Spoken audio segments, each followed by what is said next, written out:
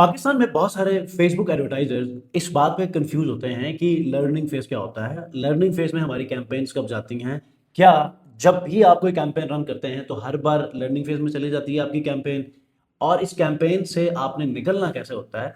Learning limited क्या होता है? और हमने लर्निंग फेज को कैसे मैनेज करवा के अच्छी सेल्स लेकर आना है, कॉस्ट पर परचेज या कॉस्ट पर लीड को मैनेज करना है?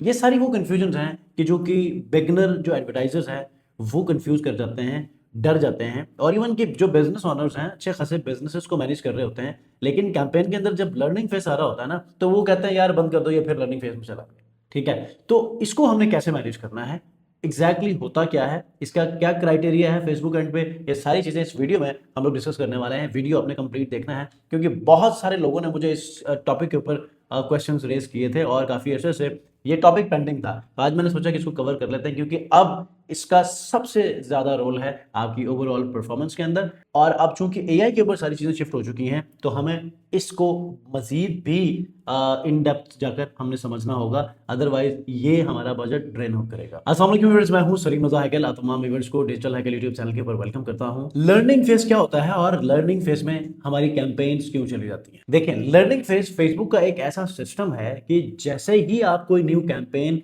या न्यू एड सेट क्रिएट करते हैं तो उसका जो स्टेटस आता है वो फौरन से लर्निंग फेज कहा जाता है। अब इसकी रीजन क्या है? रीजन ये है क्योंकि अभी फेसबुक को ये नहीं पता कि जिस सर्विस या जिस प्रोडक्ट के ऊपर आप कैंपेन चला रहे हैं ये किस ऑडियंस को ज्यादा जो है वो सूट करती है। ठीक है, या फिर फेसबुक को नहीं पता कि कैसी ऑडियंस आपके इस स्पेसिफिक सर्विस या प्रोडक्ट के लिए सूटेबल है।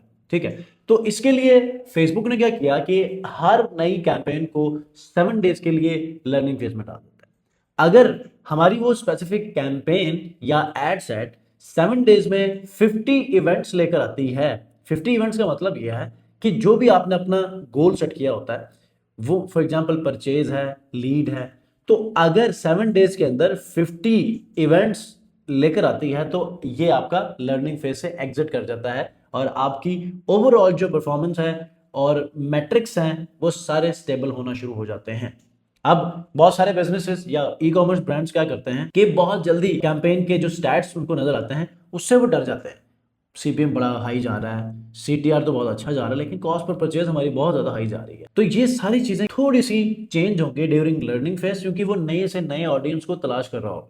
ठीक है, तो ऐसे में आपको स्टैट्स थोड़े से बुरे मिल सकते हैं, लेकिन आपने बर्दाश्त से इस कैंपेन को आपने एक्टिव रखना है और इसको चलाए रखना है मिनिमम तब तक कि जब तक आपका ये जो इवेंट्स हैं ये कंप्लीट ना हो। अगर आपको लगता है कि आपने इसमें कुछ चेंजेस करने हैं तो आपने चेंजेस भी नहीं करने। मेजर चेंजेस की वजह से भी आपकी जो कैंपेन है उसका लर्निंग फेज रीसेट हो जाता है। फॉर एग्जाम्पल, आज आपने कैंपेन चलाई, ठीक है, अब 3 दिनों के बाद आपने सोचा कि यार मैंने बजट ना बहुत ज्यादा रखा, मुझे कम कर लेना चाहिए, या कम रखा है ज्यादा कर लेना चाहिए, या फिर ऑडियंस में आप कोई ऐसी चेंजेस करते हैं, या फिर आपने कोई एड क्रिएटिव जो कि वीडियो थी या इमेज थी उसको आपने रिप्लेस किया, या फिर आपका जो ऑप्टिमाइजेशन इवेंट है, फॉर एग्जांपल परचेज है, ऐड टू कार्ट है, कुछ भी है, वो आपने चेंज किया है।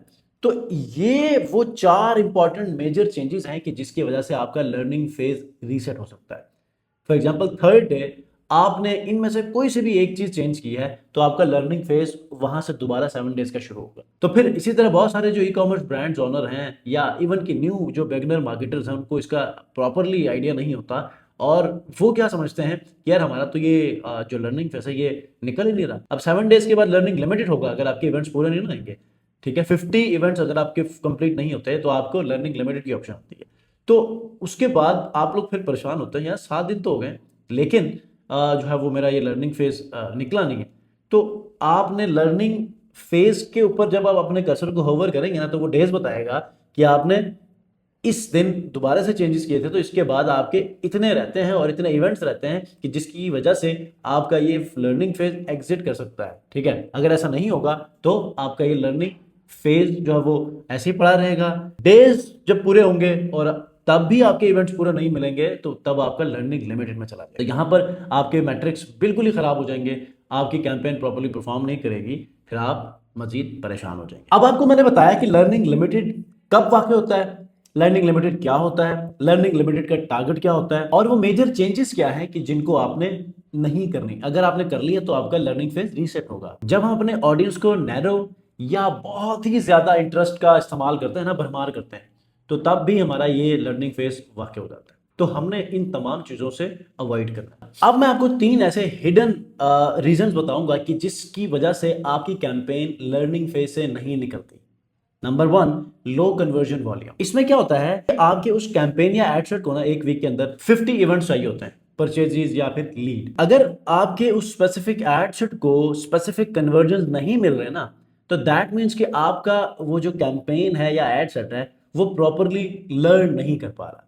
तो आपको क्या करना है, आपको 2 चीजें फॉलो करनी है। नंबर 1 क्या है कि आपने स्टार्टिंग में ना बजट अच्छा रखा। दूसरा क्या है कि आपका जो अपर फनल इवेंट है ना, जिसमें हम नॉर्मली बहुत ज्यादा मर्तबा जो ई कॉमर्स ब्रांड होते हैं वो परचेज के बिहाफ पे ऑप्टिमाइज करते हैं, तो आप क्या करें, परचेज के ऊपर ना करें, क्योंकि परचेज होगी तो आपका इवेंट काउंट होगा। तो जो इवेंट का जो काउंटिंग है ना, उसको आप या तो लैंडिंग पेज व्यू पे रखें या फिर आप ऐड टू कार्ट के ऊपर रखें, क्योंकि समटाइम ऐड टू कार्ट ज्यादा आते हैं, परचेजेस कम होते हैं। तो ऐड टू कार्ट या फिर लैंडिंग पेज व्यू पे रखेंगे तो इससे चूंकि इवेंट्स में काउंट होगा तो वो ज्यादा जल्दी जो है वो ये आउट होगा आपके लर्निंग फेज से। और इसी तरह इन 2 स्टेप्स की वजह से जल्दी से आप लर्निंग फेज से निकल जाएंगे। दूसरा जो रीजन है वो जिसकी वजह से आपका लर्निंग फेज एग्जिट नहीं करता, वो है बार बार चेंजेस करना। जो 4 चीजें मैंने आपको पहले बताई थी ना, कि आपने बजट को चेंज नहीं करना, ऑडियंस को चेंज नहीं करना, क्रिएटिव है उसको आपने चेंज नहीं करना, और एक और इंपॉर्टेंट, ये 3 के साथ हम लोग अपने इवेंट्स को भी छेड़ते हैं। तो इन इवेंट्स को भी अगर हम चेंज नहीं करेंगे तो हमारा लर्निंग फेज रीसेट नहीं होगा और जल्दी से उन स्पेसिफिक डेज के अंदर ही ये आउट हो जाएगा। इसका सोल्यूशन सिंपली ये है कि आपने चेंजेस नहीं करने 7 डेज तक, ठीक है। 5 to 7 डेज तक एटलीस्ट आपने मेजर चेंजेस नहीं करने। माइनर चेंजेस आप कर सकते हैं, लेकिन जो 4 चीजें मैंने आपको बताई हैं इनको आप चेंज नहीं कर सकते। जो तीसरा फैक्टर है ना जिसकी वजह से आपका लर्निंग फेज एग्जिट नहीं करता, वो है स्मॉल ऑडियंस, या फिर आप उसको ओवर टारगेटिंग कर देते हैं। इतने इंटरेस्ट का आप इस्तेमाल करते हैं या फिर कोई छोटी सी आप ऑडियंस को टारगेट करते हैं कि जिससे मतलब कि मेटा को उतना डाटा नहीं मिलता, ठीक है। तो मेटा को फिर प्रॉब्लम होती है। तो सोल्यूशन क्या है, कितना ऑडियंस साइज होना चाहिए कि जिससे आपको लगे कि यार ये आप कोशिश करके हमारा ये काम जो है वो इजीली हैंडल हो सकता है। तो आपने 500K से लेके 2 मिलियन तक या 3 मिलियन तक भी आप चल सकते हैं। इस दौरान में आप अपना ऑडियंस का कैप रखें और इससे जो है वो आप इजीली अपने ऑडियंस को रखने के बाद लर्निंग फेज को एग्जिट कर सकते हैं। और उसके बाद ब्रॉड टारगेटिंग रख लें, इससे अच्छा, ठीक है। ब्रॉड टारगेटिंग में क्या होगा कि आप मेन चीज़ों को आप रखें, ठीक है, और जो ऑडियंस है उसको आप ब्रॉड रखें। तो ये वो 3 फैक्टर्स हैं जिसकी वजह से आपका लर्निंग फेज वाकई हो सकता है, और आपको मैंने सॉल्यूशंस भी बता दिए हैं। बस आपने कंफ्यूज नहीं होना, सब्र और तहम्मुल के साथ आपने 7 डेज का ये जो पीरियड है इसको आपने उन सॉल्यूशंस की बुनियाद पर जारी रखना है, एक्टिव रखना है, जो मैंने अभी आपको बता दिए हैं। अब अगर आप लोग चाहते हैं कि मैं आपको एक ऐसा कैंपेन स्ट्रक्चर दूं कि जिसमें लर्निंग फेज भी आपका हैंडल हो, आप इजीली स्केल भी कर सकते हैं, तो आपने नीचे लिखना है लर्निंग फेज ब्लूप्रिंट, ठीक है। मैं आपको कैंपेन स्ट्रक्चर दूंगा और इस कैंपेन स्ट्रक्चर की बुनियाद पर ना आप लर्निंग फेज को भी मैनेज कर सकते हैं, और स्केलिंग सबसे ज्यादा जो इंपॉर्टेंट, अगली वीडियो में स्केलिंग के ऊपर बनाऊंगा कि स्केलिंग में सबसे ज्यादा प्रॉब्लम ये आती है कि पहले हफ्ते तो सेल्स आ जाती है, लेकिन जब दूसरे हफ्ते में बजट बढ़ाने लगते हैं या क्रिएटिव चेंज करते हैं, वही अच्छा जो परफॉर्म कर रहा होता था क्रिएटिव, या फिर वही कैंपेन जो कि पहले हफ्ते बहुत अच्छी परफॉर्म कर रही होती थी, डेड हो जाती है। क्या रीजंस हैं अगली वीडियो में स्केलिंग वाले में बताऊंगा, लेकिन कमेंट में आपने लिखना है लर्निंग फेज ब्लूप्रिंट। मैं आपको एक ऐसा ब्लूप्रिंट दूंगा कि जो आपको बहुत ज्यादा हेल्प करेगी पहले 7 डेज में लर्निंग फेज को हैंडल करके उसको फिर स्केल करने में, ठीक है। सब्सक्राइब नहीं किया इस चैनल को सब्सक्राइब कीजिएगा, वीडियो को लाइक कीजिएगा। नेक्स्ट वीडियो में मिलते हैं, अपना बहुत ख्याल रखिए, अल्लाह हाफिज़।